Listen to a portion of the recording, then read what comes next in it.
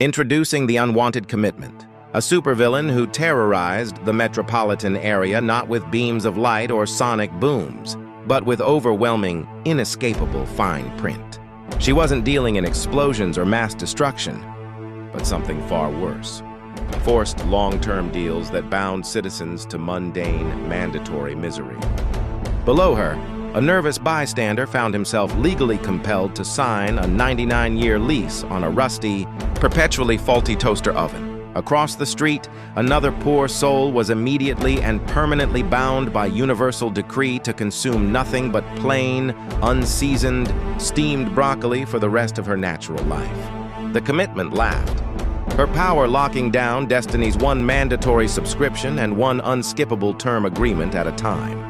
Enter our protagonist, the heroic coward, currently hiding safely behind 3 deadbolt locks and a very sturdy, reinforced couch.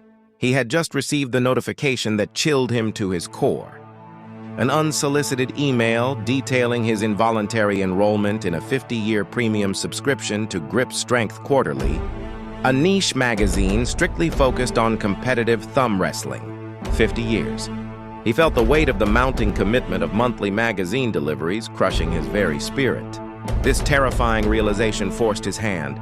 He had to confront the architect of this unbearable administrative bondage before he was accidentally locked into something truly heinous. Perhaps a steady 9-to-5 job complete with excellent dental benefits and mandatory quarterly reviews.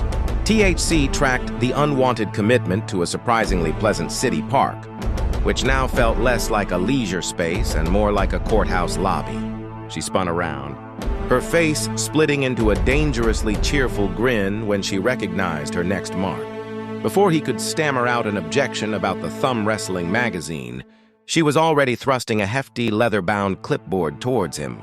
This was her masterpiece, a meticulously detailed, legally binding contract for eternal partnership in heroic endeavors.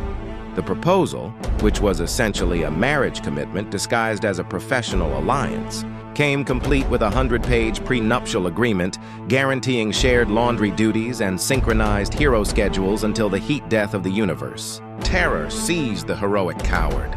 His fight-or-flight response chose the latter. But first, he flailed wildly to avoid touching the pen. In his desperate scramble, he accidentally sent the clipboard, the platinum pen, and the monumental contract sailing through the air and splashing directly into the muddy depths of the nearby lake.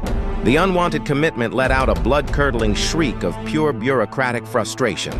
She declared that without the physical signature, the commitment was miraculously null and void, rendered completely meaningless by water damage. As she frantically began conjuring a replacement contract out of thin air, THC was already gone, scaling the nearest building in an attempt to reach maximum velocity.